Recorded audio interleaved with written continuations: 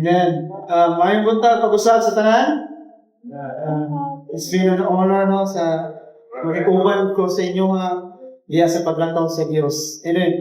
Today, sa ating Betsy. So, welcome Ate Betsy. Ayaw ka ulaw. Welcome kayo sa dinhi sa Davao Life Church. So, nalikay ni pagkayo, manaaka, o makiduyo sa pagsimba o pagdayo diya sa Diyos. Nalipay mi, nalikay na. So, unta, dinagay mo, karon lang, puli makaubang ta sunod. Sumusunod, hantod sumusunod. Hantod sa walay katapusan. Amen. Hantod sa pagbalik sa Diyos. Amen. So, anyway, salamat no. Atong isgutan karon ang kanang katong pagkamatay nato sa tuang tinguha diya sa sala. Mao ni atong isgutan karon kauban si Kuya Allen. So pulihanay lang ni. So kani natay tinguha sa pagkasala, di ba? And open kana nagaroot na siya gikan sa human nature. So wala yung taywan, wala tay kita ka ikyas nga wala ko sala. Pero kani ato na rote. Unsa na rote sa siya? Kaya nag-ugat na gyud ba? Bisaya. Nag-ugat na gyud ang sala. So dili nato na kaya nang di ba kung matanggal kag puno, di ba gahi kayo? Ingana ang sala sa tong kinabuhi. Bisan usa man og tanggal, buro ka mo kusog, maluya lang na mao gyapon. So madrain which is drawn to temptation and seek with instant gratification. So, sala gani ka food. Or lamig na gini. Pero, dali lang kayo. Mawala kayo na. Yung pagkabot, bumahay ka. Nano'n, himok man pinako. Pag-anak ka, diba? And I myself, dili ko exempted anak. Isa ko anak. And even when we know it leads us away from God's will, and yet it's through the repetition that we struggle and turning to God for strength that we need strength that we find grace and redemption. So, kinahanglan ng dito wala na lahat yung struggle. Dili na to, pagmasar ako, hakin, basta nilay ko, makuhan ko. Dali ko nakita sa video na sa face, sa social media. Pag makasala, bayaran na nimo. Mabayaran na nimo. Wow, hihawa sa mga kuwan sa tao karon na una sa tao ba kinahanglan ko masala ka magbayad na lang okay na lang. Naibay. Pero imagine mo mo nga sala ba ingana? Kasi kita ako asa ko. Anak, nakaingon ko sa akong kaugalingon. Ano? Ako magbayad na ko sala tabi. Humana na ni Jesus. Hindi naman magbayad ang tangan. Pero lagaw mo tay mga kanang lagi kanang damit yun ang lagi bawal na gani ganahan yan mo na ito buhaton mo na usahay kita making tal. Anyway, so na mga kinaiya na ito nga pagkaingon ta nga ang yawa dyan ang kalaban dyan mahuli na nila pero dili ba number one nga makasalat ta is because of our own temptation. Number one is temptation. The word, kalibutan, usang kalibutan, daghan kay temptation. Ang temptation na word, dili na siya sala. Pero kung imo nang i-grab, diha nang sala. Dili siya na perfecto. Una na itong kalaban, isa itong kaugalingon na ito. Then, kaduwa, ang kalibutan, and then, katulo, si Satan. Muna na siya. Okay, kita may mag-desisyon. Dili pa nalaing tao. So, pwede naman ang button, no? Ikaw may mag-desisyon. Anyway, ang temptation, morning alternative na i-promise sa yawa sa to na, na mga nindot kini para si Moa. Di ba? So, mag-lead na siya into destruction. Kinahanglan dapat ay mag-focus na sa atong baglakaw lang sa Diyos para di tama. Hintan. Amen. So, ang rason nga nung magsalata. And then ikaluha ay sa atong pride. Garbo. Muna ang reason din kayo. Pero salamat sa Diyos. Lagay ko yung nadunggan. Ang silingan lang, pag nasa nindot kay nga TV mo, pwede ko bagong insan. Dapat na ako yung TV mo, di siya mapalupi. So kinangan ko, nindot yung TV, 13 inches, ako 18 inches. Di ba? So pride, nagkaroon ko sa itong kinabuhi. Money ang desire of our control, independence and to be our own God's fuel in our life. Labi na sa itong mga sala. Amen. So, kadutulo, atong unod. Flesh, our physical and emotional desires can sometimes overpower our spiritual conviction. Di ba, usahay, gusto nga ako, hindi na, magkwala, pinak ko. Isang parang ito, magsumbat kasi mong kaugali kong ginungo. Kung siya mapili mo, sakit, di ba? Mora! Mora na gisumbat din yung kaugali nun. Sa iyo mo ang pagbuma sa sala. Ito mo, yun lang. Ganahan ko, buhatong niya, tinigis, wala siya nakita na wala. Di ba? Muna, so and then, leading us to act on impulse instead of seeking God's will. So, ibig sa magbuhat o mayo, hindi na lang. Dito mo, naulaw naman. Hindi man ko worthy sa mata sa Diyos. Hindi ka lang, na lang siguro po. Hindi lang kayo simba. Naunsa. Di ba? And then, morning pinakadelikado sa tanan. Pero actually, delikado din sila. Pero ikaw pa, tingnan siya, lack of spiritual focus. Kaya sahay, ang atong buhaton na lang, atong i-divert to, atong una-una sa laing butang. Para makalimutan na lang ito atong Diyos. When we are disconnected from God and His Word, our minds are more susceptible to sinful desires. Ako si Daniel, mag-joke assignment. Pag makabati, init yung ulo, marami, wala ka devotion ba? So, hindi ko, nausa na nito, wala din prayer ba? Wala din devotion, labad ka, sakit yung ulo, okay, tungod, wala din prayer, life. Magyaw-yaw na, buntag kasi si mama na, nagyaw-yaw si mama, batay. Wala ganing ka prayer si mama ba? So, kailangan natin mag-prayer kita. So, ganyan mga butang, mabukat na to. Ito mo, nahilayot ka sa, di ba, siguro nagay sa Romans 8. Ako basahan sa siya. Romans 7:18 verse 20. Ano siya rin? Nasayod ako, nga wala gayoy maayo nga anaakan ako sa akong pagkatawhanon. Yani, kay bisan may tinguha ako sa pagbuhat sa maayo mo, ingon sa nipo na. Ano to? Dili ako makahimo.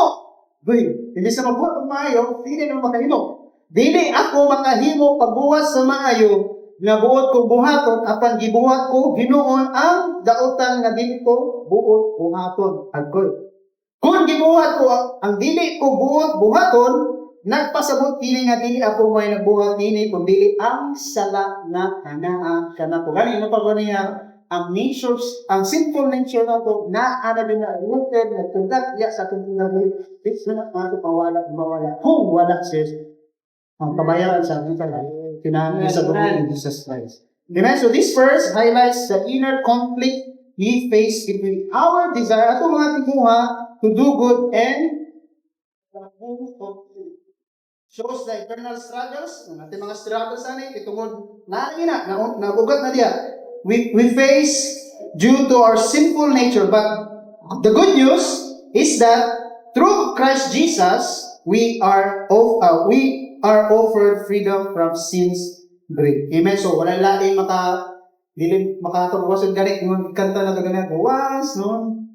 Di ba? Ito kayo nga. It's very connected tayo. So, muna, kinahanglan na ito nga, atong i-connect ang atong kinabuhi diya sa Diyos. Atong panggalo, ang gapos sa sala sa atong kinabuhi pinatid ng Yesu Kristo. Amen?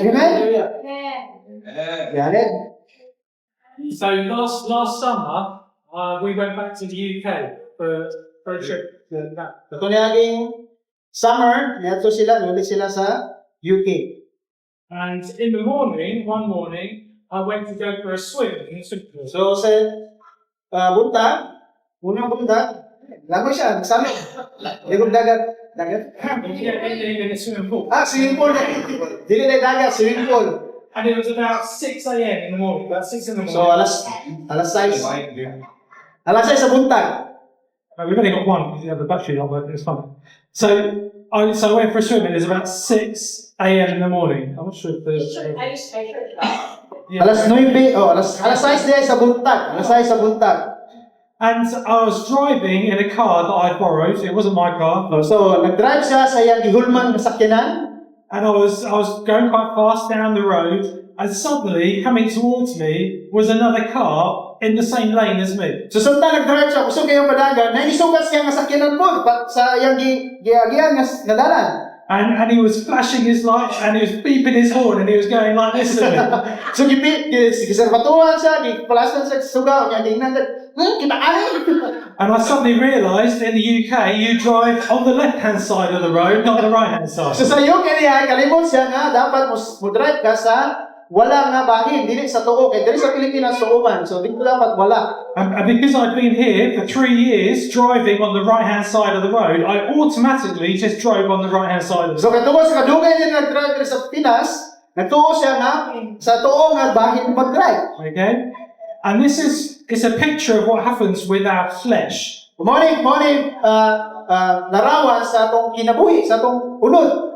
We have been so used to living life and doing things a certain way, sometimes we automatically just go back to that way when we know that there's a better way. So, ang atong buhaton, mahimo na lang, naanad na ta sa pagbuhat, itong naanad man ta, niya dahil naanay, mas maayo pang buhaton. Okay? Now, the thing that Henry was just talking about with temptation is that sometimes we know what is right and what is wrong, and we have to make a choice. So, kabulot na sa tentasyon, kabulot na, unsa na, niya magbuhat ang desisyon kung unsay tama, unsay mali. So for the Christian, there are sometimes we do things out of a default way of doing things because it's the way we used to live, and we think, oh, why did I do that? So kay buhat na to, kaya naanan sa buhat na to, niya makayuta, agdoy, ganang gihimo man to na to.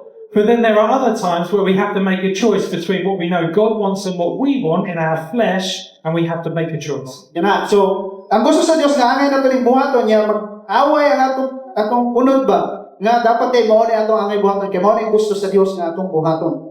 And we realize that actually the heart of the problem is the problem of the human heart. So mao dinhi ang bunga sa sala, mao ang atong kinaiya, atong sinful nature. In other words, you can take someone who's living in a sinful nature in their flesh and they can try really hard to change, but because their heart is sick, their actions will be sick. So makita na to, bisan pagsisige na to pugos nga baguhon na po ang kinabuhi, pero ang sakit sa atong kasing-kasing nagpabilin, mao gyud po ang resulta sa atong ginahimo. But that does present us as Christians with a problem. Dili na nagakuan nga personal ka, nagya po tay problema. Because we know that we've been made new people in Christ, Imo man tagbago sa Dios, yet sometimes we still go on sinning and doing these things. pero gusto gyud po nato buhat og dili maayo. We can sometimes summon up all of the willpower we have, and we still sometimes look at our lives and say, well, that doesn't honor Jesus. So bisan pa kusa ito pagbuhat sa timong natong kinakusog, wala gyud way ko nga, murag lahi man. Namang gyud ko ikyas. And anyone else here, or is it just me that feels like Isa that? gandre, wala kita tanan gyud. Okay, all of us, we can look at our lives and say, well, that bit looks like Jesus, but that bit doesn't. Bagayon ta? Kani murag Jesus ni pero kani murag dili man itsura ni Jesus. And the scariest bit is not when we make a mistake because we didn't really think about it. The biggest problem is when we intentionally do something that goes against God's will. Bagayon ta nga gibuhat na to kay wala na to gituyo pero di ay ato dito gibuhat ito kung gusto nato. And as Henry said, temptation itself is not a sin. So ang temptasyon nga temptasyon dili sala.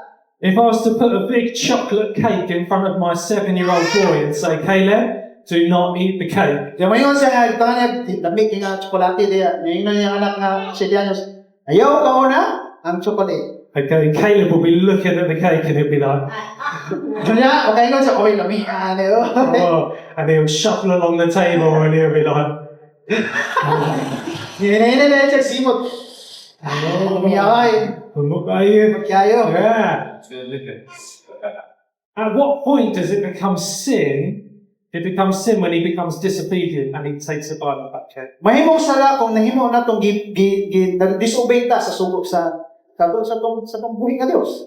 Do you know, there were lots of temptations for Jesus. So si Jesus po, nakatisting. Daghan kayo tentasyon ni Agis yang kinabuhi. It says in the Bible that Jesus was tempted in every way, just like we are, yet was without sin. Sama sa gingon sa Biblia nga si Jesus giagi ta ng tentasyon pero wala siya na nagsala. It's as though Jesus had a table full of delicious food, yet he didn't take a bite of any single one. Itagaan si Jesus diha og daghan kay pagkaon pero wala niya kuha bisag-isa. Okay? So the difference between Jesus and us is that he was tempted just like we are, yet he was without sin. Ang kalainan nato kang Jesus ug katong kinabuhi siya wala nagsala. Now the reality is that temptation will be with us throughout all of our lives.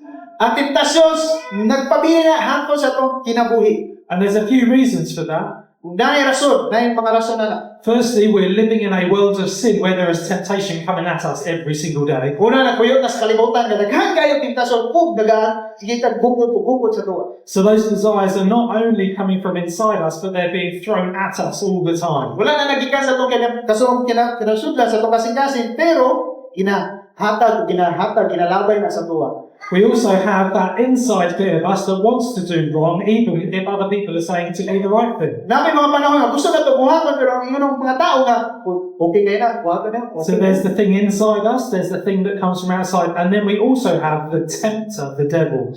Nga na yung mga sala nga nasa itong kinabuhi, na ako'y mga tentasyon nga nasa itong kalibutan, ug na ako'y kaaway na ito. Una, You look at Genesis at the very beginning of the story. Where does it all go wrong? It's because the tempter came and brought temptation to so us. sa sinugdanan sa Biblia, di ba, niyagi ang ang Yawa para matintal ang tao. So temptation is going to come our way. The question is, what do we do when temptation comes? Ang tentasyon dili na mawala sa kinabuhi, pero papangutangan niya, unsay buhaton nimo kung ang tentasyon maabot sa imong kinabuhi. The temptation is for us to just try really hard. Ang tentasyon kinahanglan ko pugnan o katong tisingan. And there are things that we can do to actually prevent us from being in situations of Kaya temptation. ako'y mga panahon na pwede na ito malikayan ang mga tentasyon katong mga kinabuhi. But just trying really hard is never going to be enough. Pero imong pukso na mong kaugali nga kulang na. Actually, what we have got as Christians is a reality of a new person that I have become, and I live in line with the truth of Ang that. realidad sa itong mga Kristono, kailangan itong kamatuoran sa itong kinabuhi kung makalakaw tas dihat sa Diyos. Because some people try really hard, other people just give up completely and say, well, I can't be a Christian because I still have these temptations. Ang ubang tao, makayo sila, makaya nila likayan, pero ang sige na lang, tuwa na lang ako, o bigyan ko. And I want you to know that God can sympathize with our weakness. Ang Diyos, si Yesu Kristus, nakasipatiya sa itong kalbuyan. He knows how you feel when you have temptations come your way. Kabalo siya, kung sa ibang na ito, kung ang tentasyon ka mong kinabuhi, mabot. But Jesus is so gracious, God is so patient with us. Pero ang Diyos, mapauligon kayo sa itong kinabuhi. And He knows that He's not going to pick up on every single detail of your life, but He's going to focus on the heart, the real issue. Hindi ang kinahanglan ka ng mga detalye sa imong kinabuhi, ang iyang ginapusan na atong kasing-kasing sa atong kinabuhi.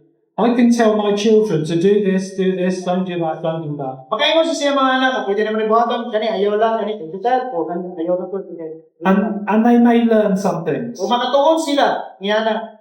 But if I talk to them about who they are, and I change their hearts, then their decision will change and they won't do those things. Kung iyang istorya nga na, kung sa ilang kinabuhi, ilang kasing-kasing, pwede nila desisyonan sa ilang kinabuhi. So the most important thing for us is to know who we are and our ability to say no to sin. That will prevent us from sin. Sinahanglan nato mainan kung kinsa ta, aron malikayan nato mga tentasyon nga moabot sa itong kinabuhi. Because there comes this revelation, which is that actually the reason I keep sinning is because there is something wrong with my heart. Kaya ang pag-ipaday sa tuwa sa Diyos, na unsay matintak ta kay tungod unsay sitwasyon sa atong kasing-kasing. And then we realize when we read the Bible that actually God has actually dealt with the heart, which means that now my actions can change. Kaya ang Diyos iyang ginatira ang atong kasing-kasing para mausab ang atong buhaton sa atong kinabuhi. Okay?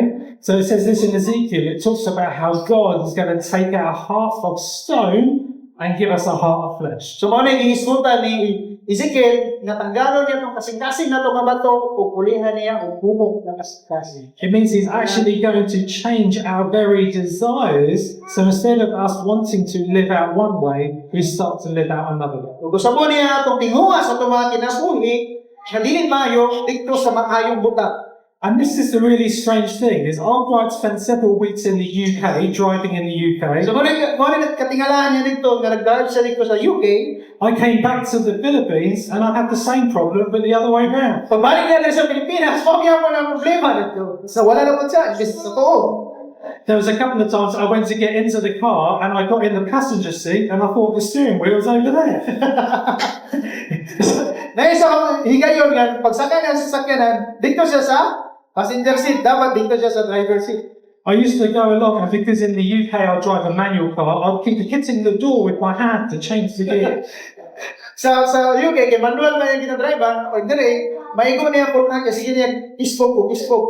And I say that because of this. As you live a life being obedient to God, the more you're obedient to God, the more it becomes natural to do things His way. So, sa pagsunod na to sa Diyos, mahimong naagad na ta sa mga maayong butang atong angay buhaton. Okay. So, unsay conflict? Kaning conflict sa atong kinabuhi, unsay tubag PA ani? Nay mga sama sa ingon ni Kalit, dili nato kaya buhaton ko ang pagkalingon ng mga gusto buhaton. Okay? Ano man? Mapakyas siya po. Wala tapos lang na imong gini. Oro na mo ko wala ka balik ato mo balik. Kaya ni Kalit, balik ato mo balik yan sa sinaiya sa mga una. Morning tubag sa conflict sa ato mga kinabuhi. Una is the Christ sacrifice. Si Jesus, ang sakripisyo ni Jesus sa kinabuhi. Jesus took the penalty for our sins in the cross. Imagine mo, humana ang tanan. Gibayaran na sa Diyos ang tanan. Ayaw na pagbuhat ng mga kwarta. Dapat, kung medyo po kanan kayo para makasaylong sa Ginoo. Di na kinahanglan. Kaniya to, gibayaran na sa Diyos ang ato mga sala. Amen. Tingnan na sa mga galingon. Gibayaran na ko sa Diyos. Amen. In offering forgiveness to those who trust in Him. Through His sacrifice, we can be made right with God. So, sa sakripisyo ni Jesus, mahimo na tang anak sa Diyos. Amen. And then ikaduha, the Holy Spirit's empowerment. When we accept Christ, the Holy Spirit comes to dwell within us, empowering us to live in a way that pleases God and helping us resist temptation. If temptation will come, the Holy Spirit is always there to you. Okay na ako, Lord. I pray ko mga Lord, hindi na kami kaya kung walang space. Para always, samtang magtrabaho ko, pag lingkod na ako sa bago, ano ko, Lord, dili ako magtrabaho. Kita mo duwa, hindi na ako din kaya kung wala sa taas. Muna yung akong attitude. And so, the Spirit works in us to transform our hearts. Imaginin mo, ako itong kasing-kasing, usabot sa Diyos, kapalaan Espiritu, o atong huna-huna. Helping us align our desires sa God's will. Kaya kung atong tinguha lang, wala Diyos. Pero ang palang Espiritu, tabangan ka niya. He will help us sa align atong kasing-kasing, o huna-huna sa gusto sa Diyos. And then ikatulo, grace and forgiveness. So, we continue to struggle with sin, gani mas kaya alin nga, ang temptation na agad na hapon sa katapusan sa atong kinabuhi. Pero, God's grace is sufficient for us. Grasa sa Diyos, damit kaya. When we fall, He invites us to confess and receive forgiveness, knowing that we are no longer condemned, but covered by Christ's righteousness. Imagine mo na, hayran na sa Diyos, sayro na sa Diyos, matumba magaling ka, pagpagay mong tuhod, panayon ko rin. Muna sa Diyos. The last, transformation through renewed mind. Muna yung atong hangay na ito buhaton. Dapat 180 degrees sa atong una-una. Pilit na kong anak. Dire na ako sa pagkinagano. As we meditate on God's word and yield to the Holy Spirit, our desires are gradually transformed. Our focus shifts from self-centeredness to a life of holiness and service to God. Mauna, na buhat na pagpupuntahan din sa atin. Galing mo sa Romans 12:2. Renew, yun sila. Patawag na ako na, victory. Romans 12:2. Yan na siya dali. Ayaw ka mo pagpahibuyon sa mamatasan, niining panahuna. Ipabag ko hinoon sa Diyos ang inyong kaugalingon, inaani sa pagbagko sa inyong panghuna, aron masayra ninyo ang kabubutan sa Diyos. Kung sa'y maayo, hindi, o makapaging po sa inyo. Amen. In short, solution to our inner conflict sa atong kinabuhi is to continually rely on Christ's finished work na humana niya ang tanan. Surrenderin nato ang kinabuhi sa Holy Spirit and transform through God's Spirit. And the other thing is that it requires death. Ang usapon is requirement pangatayon. Because you can't carry on living in your flesh and live in the spirit, because the Bible says they're contrary to one another. Dili pwede na magkinabuhi kasi mong paugalingon o dito sa bagong kinabuhi kaya hindi mong conflict. The spirit gives life to the spirit, and the flesh ultimately gives life to death. So, spirito naghatag o kinabuhi, ang unod naghatag o kamatayon. So I don't know, do you see how the wall, every year it seems to get a little bit worse and a little bit worse because the foundation of the wall is not very good. So nakita ninyo nga kada tuig no bago kay tungod walay pundasyon nasa likod. And we can sand it down and we can paint it again, and in another year or 2 years it'll look exactly the same. Pwede na ito sa buwan at ang ginawa ng balik pero sa tuig, balik yan. God is not interested in just painting you over and making you look nice from the outside for a little while. Dili interesado ang Dios sa pagsigura lang pagpagputay ng kinaiya.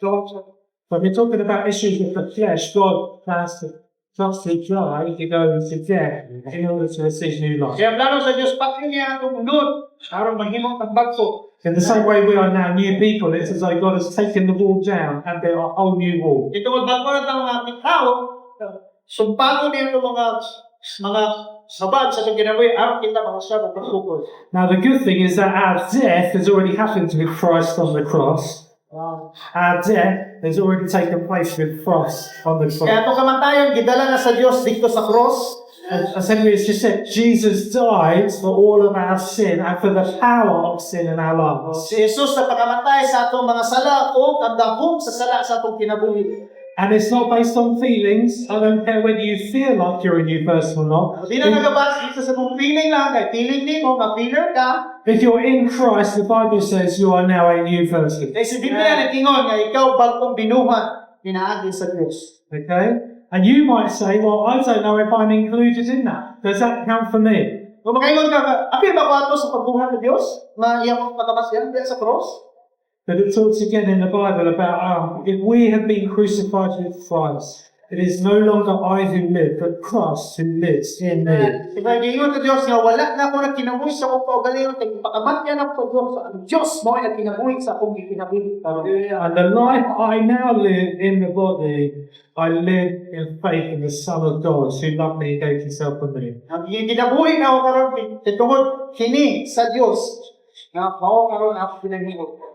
When Jesus took you to the cross, your old nature was put to death with him. Kaya mo, sa pagpakamatay ni sa cross, iya itong idala dito sa o iya idala ang atong kinaiya dautan dito sa cross. We had baptisms a couple of weeks ago, and what happened is that the person went into the water and they came out as a new person. So sa naging simana, di ba, nabautismo ka na, pulsa sa tubig, pag-o. It's a picture of that old flesh life saying, I'm dead to my old life and I'm alive in Christ. Wala yung simailhan na sa wala yung sa tubig, ang ibang kinaiya kaniya to, o pag-silubong na, o pag-hawas yung sa tubig, bako na. So, everyone knows the story of the Apostle Paul, who is named Saul. Gusto na nakabalos sa storya ni Pablo, na yung pangalan Saulo. And he used to persecute the church and he used to destroy the word of God. Siya gina-persecute ng mga nasa simbahan, o diyan ipakatay ng mga Kristiyano. He was very passionate about God, but he just totally missed Jesus. Grabe ang pagigugma sa Diyos, pero mali ang ginahimo. And then God comes and meets Saul, and Paul then turns into this sort of amazingly charismatic leader of the churches. Kung hinahimamang ni Kristo si Pablo, kung grabe, ang himog yan himog at sa ibutan. And this is what Paul says. He says, therefore, if anyone is in Christ, he is a new creation. Muna ito ni Pablo, isa ito na sa Kristo, Pablo siyang binuha. The old has gone, the new has come. Ang karaan, nawala. Ang bago, niyabot. I want to tell you today that if you are in Christ, you are a new creation. Karon, i-istorya na kami sa inyo. Karon, kung naano ka Kristo, bago kang binuha. Your old life has been dead with Christ, Ang imong kiraan kinabuhi, ilubong na nito, tama tayo. and you now have the power with the Holy Spirit to live a life which reflects and reflects Christ. Diyan na tayo, gahong, pinahin sa balang Espiritu, mga tetsa, na Alright?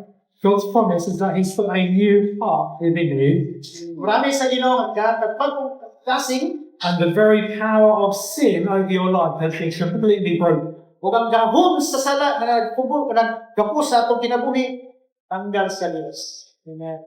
The power of the cross doesn't just deal with your sin, it deals with your sinful nature, dealing with the past. Ang gahong sa kamatayan niya sa cross, dili lang ito ang sala, ang iyang ibalik, ang iyang kamatyan, kundi ang sinaiya na nasa itong kasikasin, iya ng Remember, the problem with our heart, our sinful hearts led us to sin. ang problema na ito, kaya itong kasikasin na nahimong makasala, wala yung problema na ito, wala yung kuwat sa But Jesus didn't just deal with the sin, He dealt with our sinful heart and enabled us to live with life. wala lang ito niya kuwat, wala lang ito niya pagkamatid, kibayran ng sala, kaya kinaiya na ito, kinabuhi niya.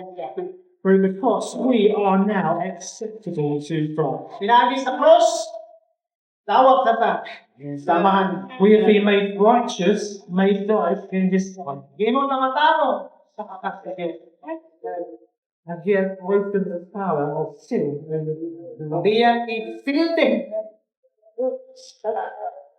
So every time you have that delicious chocolate cake in front of you, you now have the power to say, no sin. Mabot pa, kung mabot pa, wala kaya sa mga dalawa na kaya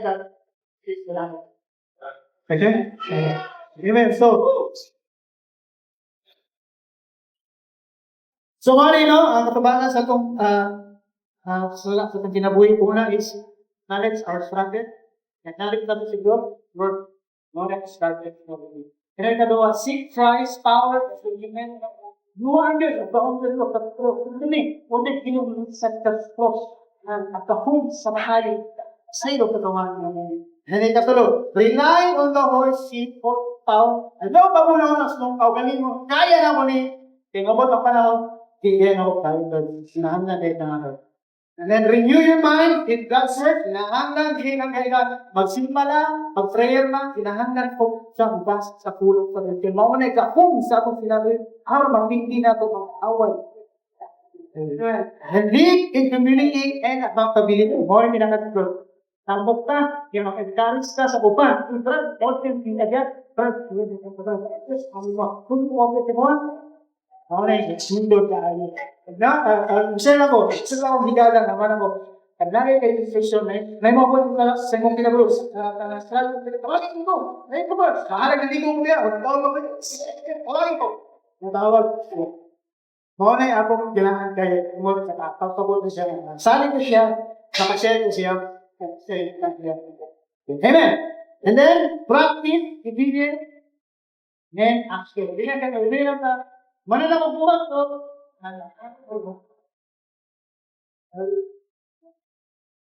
Hindi ko malaki yun.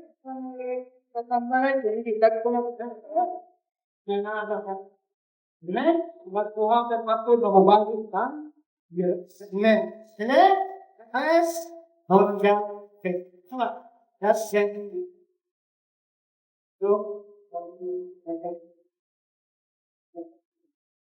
Amen? Amen? You love them? Love it. Love it. But let's pray. Lord, salamat kay Ginoong Diyos yan. Magkahong sa salat yung tansya niya.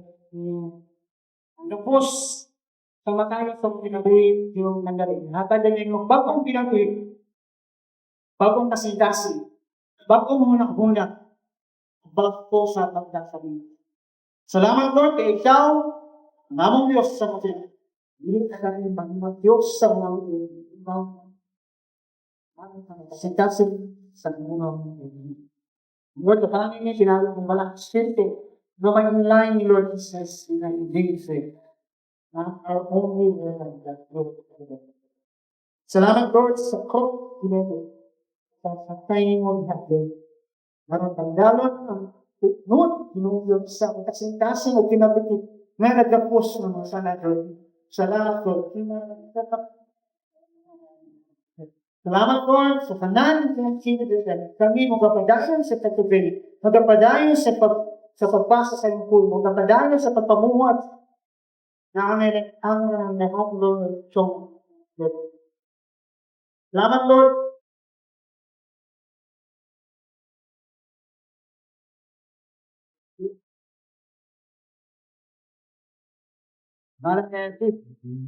Amen.